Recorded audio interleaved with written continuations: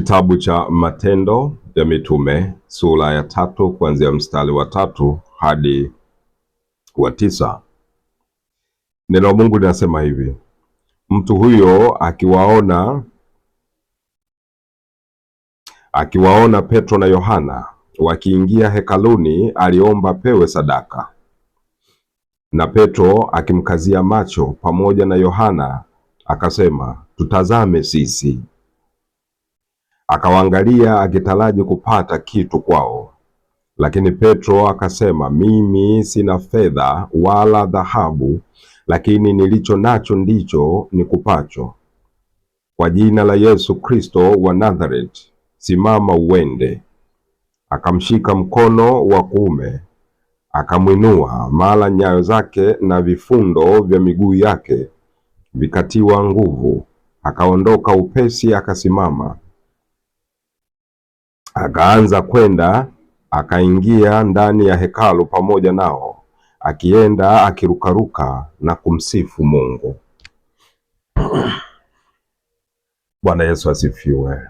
Damu ya Yesu Kristo, neema na iwe kwako na baraka na amani na fadhili kutoka kwa Mungu Baba yetu na kwa Bwana wetu Yesu Kristo. Amen. Mtu wa Mungu, nimekuwa katika kazi hii kwa muda mrefu. Nimefanya kazi hii kwa muda mrefu hata sasa. Ninajua nina uzoefu mwingi. Nimekutana na mingi. Nimekutana na mambo mengi, mazuri na mabaya pia. Kwa hiyo nimezoea katika hali ya mema, nimezoea katika hali mabaya yanapotuzunguka. Nimekutana na watu wengi wenye dhiki kubwa, pengine zaidi ya kwako au kama wewe ulivyo. Nataka niseme jambo hili ili tutiane moyo, tufarijiane mioyo, tutulizane mioyo yetu, kwa sababu katika dunia hii tunayoishi majaribu ni mengi. Tunavamiwa na majaribu mengi, tunavamiwa na magonjwa, tunavamiwa na aibu, tunavamiwa na mauti pia imetuzunguka. Hofu na mashaka ni nyingi ndani ya mioyo yetu. Wakati fulani hatuoni namna ya kufanya, tumebana, hatuoni njia, hatuoni namna tunaweza kupona kwa namna gani. Lakini niko hapa kukufariji. Ni upande wa Mungu pekee ndio unayoweza kumponya mtu.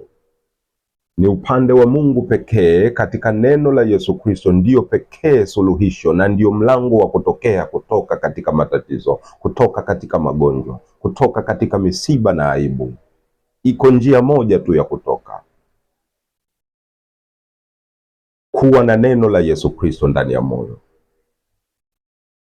Wakati fulani tunafika mahali hatuoni njia kwa sababu magonjwa yametupata. Magonjwa yametuzingira. Mauti unaiona iko mbele yako. Huoni namna, umekata tamaa.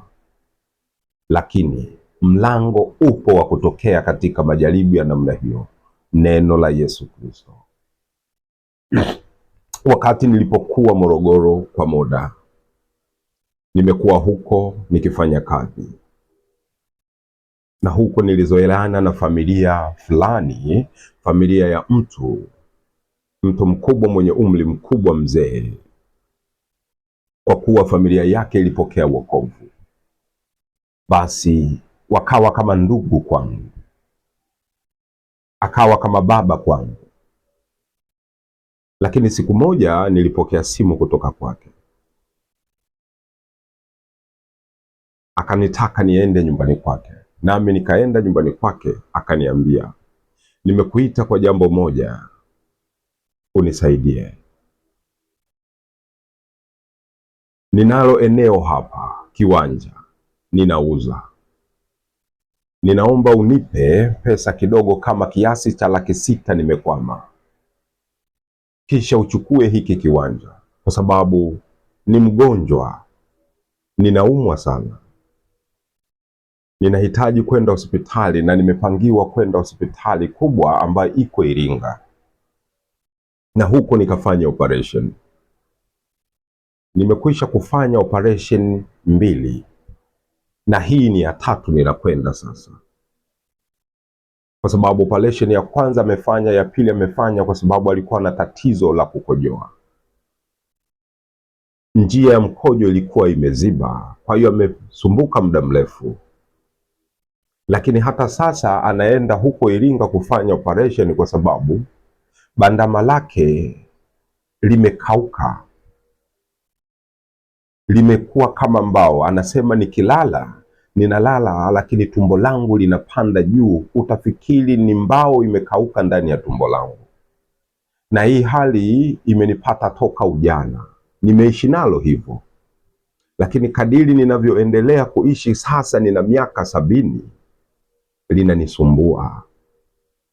Kwa hiyo nimeshauriwa, nilipoenda kupima, kuna hospitali iko kule Morogoro katika wilaya ya Uranga. Hospitali hiyo inaitwa Lugalo, ni hospitali kubwa, ina wazungu pale. Wamemwambia anahitaji kufanya operation, bandama lina shida. Alivyochukua x-ray inaonyesha ana shida kubwa. Kwa hiyo ameuza ng'ombe zake, ameuza kwa sababu yeye ni kabila la Msukuma, ni Msukuma kwa kabila.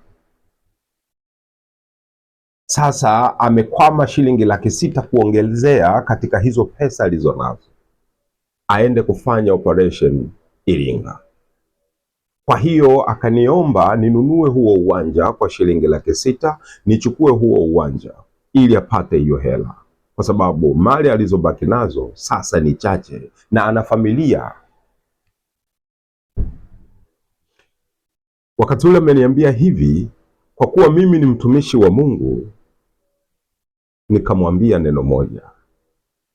Umesema bandama limeanza muda mrefu, kipindi hata uko kijana, na hadi sasa umetumia dawa nyingi. Umesema mwenyewe umetumia dawa nyingi, umeenda hata kwa waganga, umetumia dawa za waganga, lakini bado linasumbua, na sasa hivi unatakiwa kwenda Iringa kufanya operation. Nikamwambia ni vema, hiyo ni nzuri, lakini Mungu ndio mwenye kusaidia watu. Ninaomba, mimi sina pesa kwa sasa, sina pesa ya kukupa uwanja, nahitaji, lakini kwa sasa sina pesa, ila nilicho nacho mimi naweza kukupa kitu kimoja ambacho ukaondoka nacho. Hilo ni jambo kubwa pengine kuliko hata pesa. Hili neno nitakalokuambia pengine ni kubwa kuliko pesa, na nina uhakika ni kubwa kuliko pesa. Mungu akitaka utafanikiwa kwa njia yoyote ile. Nikamwambia naomba nihubiri injili kwako, nikuambie kwa habari ya Mungu, kwa kuwa bado hamjui Mungu. Basi alikubali. Nikamuuliza, una Biblia, kitabu cha Mungu? Akasema ndiyo, kiko ndani. Nikamwambia naomba uje nacho. Na wakati huo mimi nilayo neno la Mungu, popote ninapotembea nilikuwa natembea na kitabu changu cha Biblia. Wakati mtu akiniita, kwenye begi yangu huwa nakuwa nayo hiyo. Basi nikaanza kumhubiria injili tangu kitabu cha mwanzo mpaka cha mwisho, kumjulisha jinsi Mungu alivyo, kwa sababu hajui maandiko, hajui hasa hakika ya Mungu, hamjui hasa Yesu Kristo. Kwa hiyo nilianza kuhubiri injili tangu mwanzo mpaka mwisho, tangu kitabu cha mwanzo, nikipita vitabu vyote kumweleza ukuu na uwezo wa Mungu, na kama akimwamini Mungu, Mungu anaweza kufanya kitu kwake. Kwa hiyo kupata magonjwa namna hii sio kwamba Mungu hamjui. Nikamwambia Mungu anakujua, ila kupitia magonjwa Mungu anataka kufanya kitu kwako, ili awe pamoja na wewe, ili wewe uwe mali ya Mungu. Kama utamwamini Yesu Kristo kwa neno hili ninalokuambia, basi Mungu atakuwa ndio msaada wako. Nilianza kufundisha moja hadi lingine, kana kwamba namfundisha mtoto, kwa sababu hajui neno la Mungu. Basi kwa sababu ana dhiki wakati huo, kwa sababu ameshikwa na ugonjwa, na ugonjwa huo unampa mashaka, kwa sababu amekwisha kuzeeka miaka 70, na sasa anatakiwa afanye operation, hajui litakalotokea. Alikuwa na moyo wa kujishusha, akapokea neno la Mungu. Lakini sikumficha, nilimwambia Tunapomcha Mungu tunategemea mambo mawili. Mapenzi ya Mungu yaliko yatatimia, na sisi lazima tushukuru Mungu. Kumwabudu Mungu sio tu mpaka upone. Hiyo unaweza kuponywa na Mungu au unaweza ukafa, lakini ukifa umekufa katika Kristo, una uzima wa milele, na ukipona umepona katika Kristo, utaendelea kumwabudu Mungu. Hii ndiyo faida. Ukiwa upande wa Yesu Kristo, hata kama umeshikwa na ugonjwa, hata kama utakufa katika huo ugonjwa, lakini unakufa unaye Yesu Kristo, una uzima wa milele. Na Mungu akitaka wewe umsifu zaidi, hautakufa, atakuponya ili umwabudu yeye. Hautaki hivyo? Akasema hii ni nzuri zaidi. Nikamwambia basi usiogope kufa. Toa hofu ya kufa, kwa sababu kuanzia sasa una Kristo, na Kristo atafanya kile ambacho wewe unamwomba. Sasa kama unataka kuona muujiza au maajabu ya Mungu, mwambie Mungu, ninaomba uniponye ili nikuabudu, nikuone, kwa sababu sikujui bado. Na Mungu atafanya mawili. Hili ndilo neno nililomwambia. Mungu anaweza kukuponya huko hospitalini unakoenda. Atakupa pesa, atakupa hiyo $600,000, anaweza akakupa ukaenda hospitalini na akakuponya kupitia hospitali, utakuwa hai, wala usiogope. Lakini pia ana uwezo wa kukuponya hata hujaenda hospitali, hata kama hujafanyiwa operation, anaweza kukuponya bila hata hiyo operation, na ukawa hai na ukazidi kumwabudu Mungu. Mungu anaweza kufanya yote, njia zake ni nyingi. Basi yule mzee alikubali, akasema ninamwamini Mungu. Akaniomba jambo moja, akasema naomba uniandikie maandiko yote ulionifundisha, ili kupitia Biblia yangu nipite moja moja nitafakari. Nikamwambia hamna shida mzee. Nilishukuru Mungu kwa kuwa moyo wake amempokea Kristo wakati huo, kwa sababu hakuwa na njia nyingine. Lakini aliniambia nimepita kwenye njia nyingi sana kupata matibabu. Nimepita kwa waganga, nimetumia kila kitu. Wewe unajua kabila la Wasukuma lilivyo, tunategemea tu dawa, tunategemea tu kwa waganga. Nikamwambia ndio. Sasa jaribu kwa mganga huyu Yesu Kristo, utaponywa, utakuwa hai. Usiwe hofu na mauti, usiwe na hofu zidi ya mauti, kwamba sasa hivi unaona kabisa unaenda kufa. Hapana, Mungu atakuponya kwa sababu umepokea neno lake. Mungu hataruhusu mauti ambayo wewe unaiona. Mungu ataruhusu baraka na uzima ili uende kumwabudu, ili siku moja uje ushuhudie. Akasema sawa, ninakuamini. Basi niliongea naye kama masaa mawili hivi. Nilihubiri Injili kama masaa mawili, kumpa moyo, kumtuliza moyo, kwa sababu ndani ya moyo wake amejaa hofu ya mauti, kwa sababu anaona sasa operation ya kwanza, operation ya pili, na sasa operation ya tatu, na yeye ni mzee, alikata tamaa.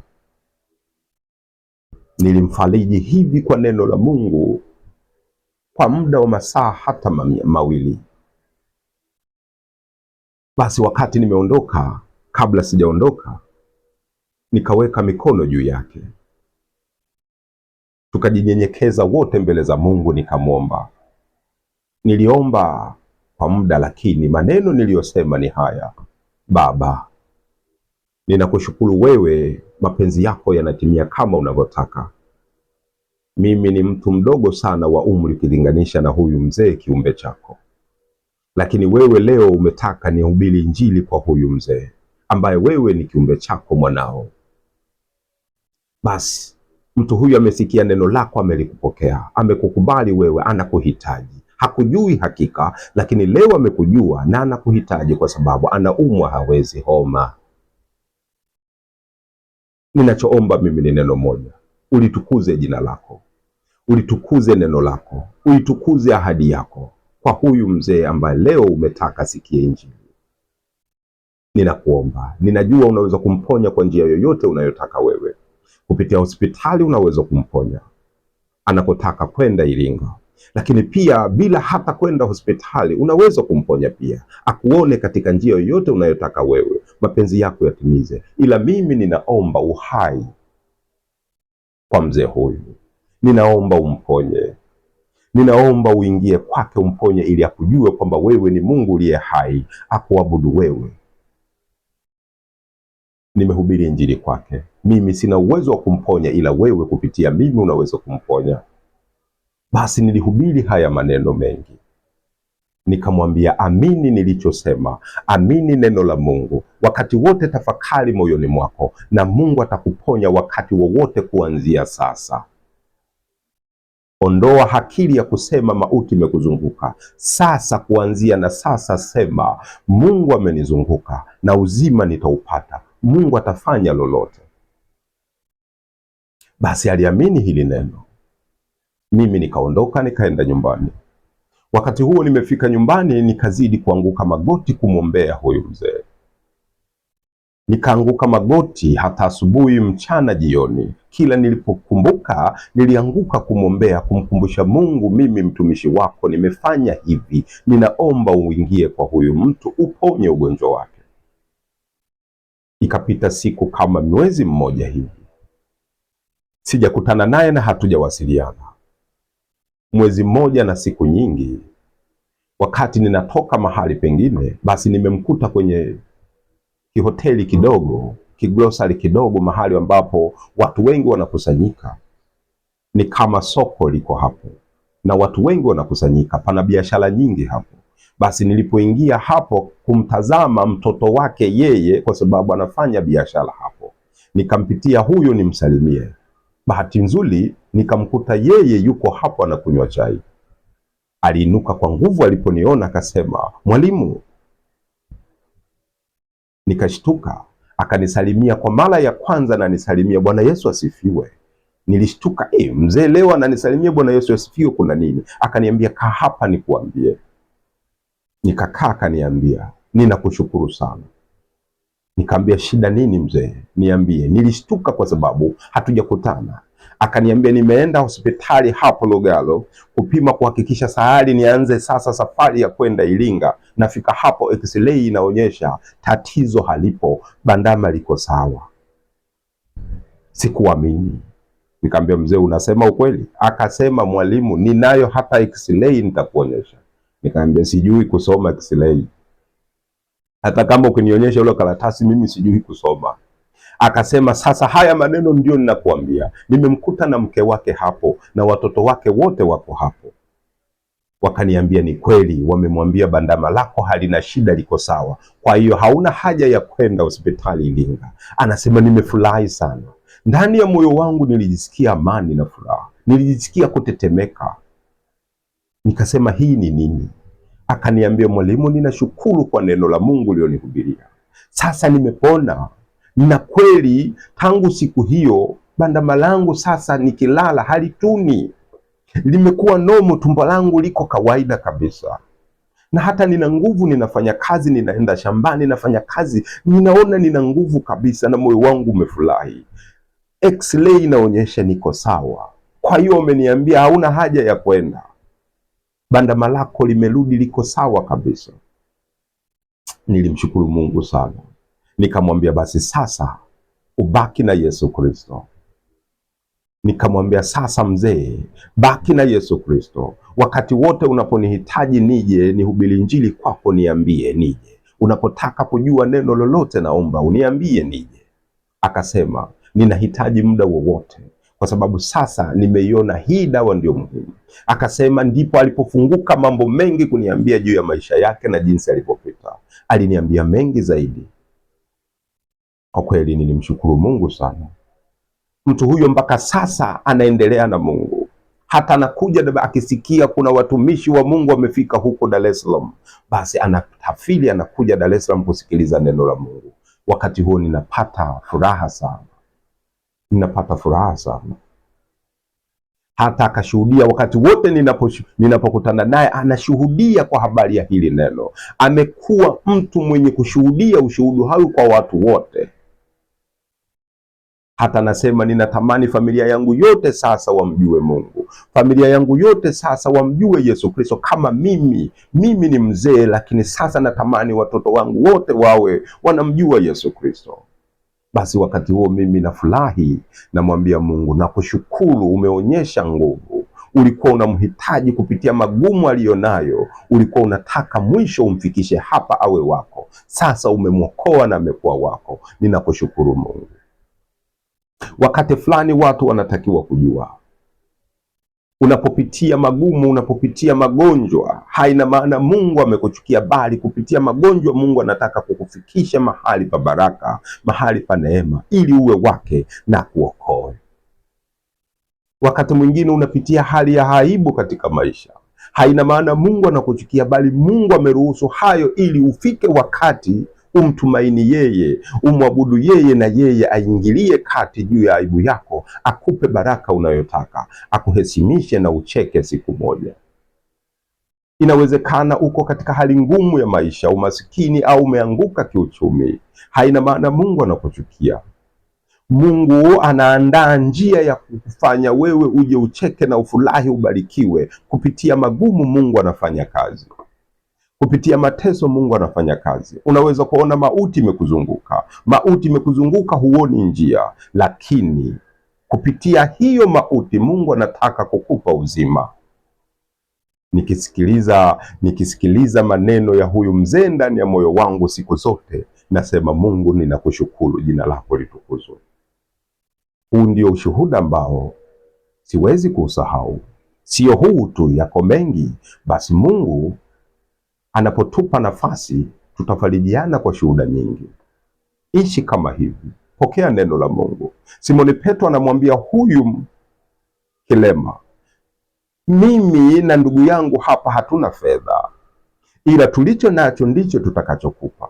Kwa jina la Yesu Kristo wa Nazareti, inuka uende. Akamshika mkono, akamwinua, vifundo vyake na miguu yake ikapokea nguvu. Sasa namsifu Mungu.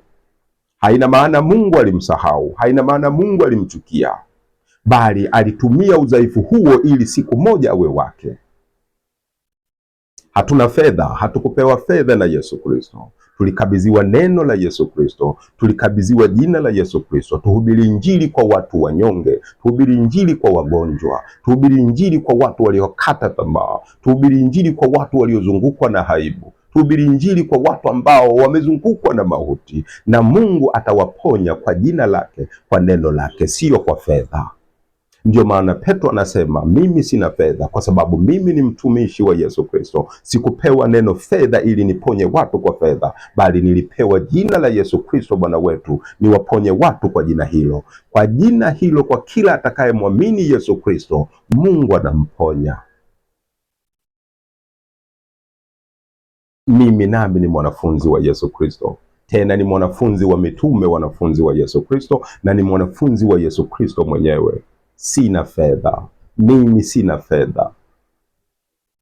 Nilicho nacho mimi ndicho nitakachompa mgonjwa. Nilicho nacho mimi ndicho nitakachompa mtu mwenye aibu kwamba hana mtoto, ni mgumba. Hicho nilicho nacho kutoka kwa Yesu Kristo ndicho nitakachokupa.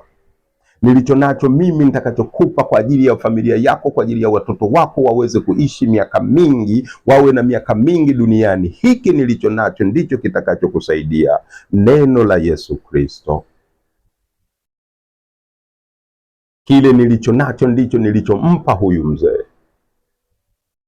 Alitaka fedha, nilimwambia mimi sina fedha kwa sasa, uwanja ninahitaji, lakini sina fedha kwa sasa, ila nilicho nacho ni neno la Yesu Kristo. Nikahubiri injili kwake, na Mungu akamponya pasipo kwenda hospitali. Hata leo yuko hai, anashuhudia. Mungu ambariki sana huyu mzee, na ashuhudie kwa kila mtu ushuhuda huu.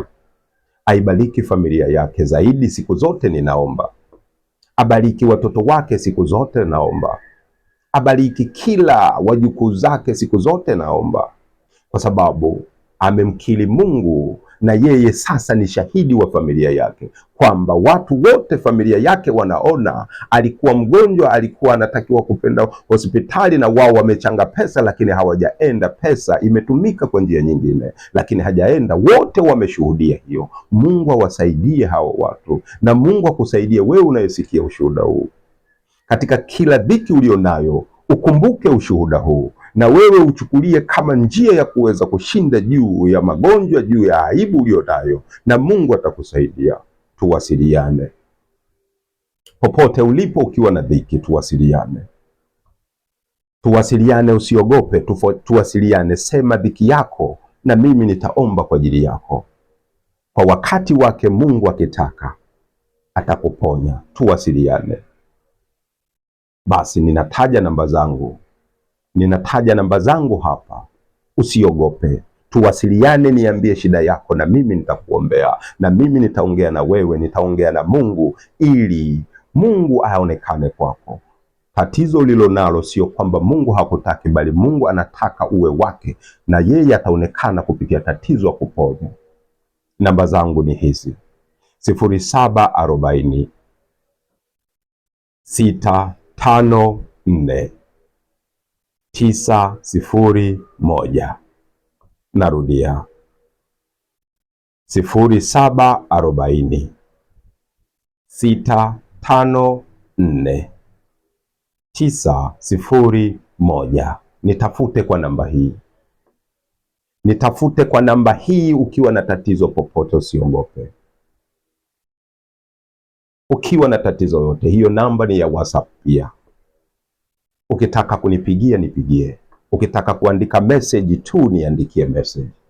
Ukitaka kuandika message kwenye WhatsApp fanya hivyo, na Mungu ataonekana kwako. Basi Mungu akubariki wewe katika haja yoyote. Mungu akulinde wewe. Mungu aonekane kwako. Wewe unayesikiliza mahubiri haya, neno la Yesu Kristo, mtu anatakiwa kujua ninalo neno la Mungu kwa ajili yako. Sina fedha, bali neno la Mungu, jina la Yesu Kristo ndilo litakalokuinua, ndiye atakayekupa uzima.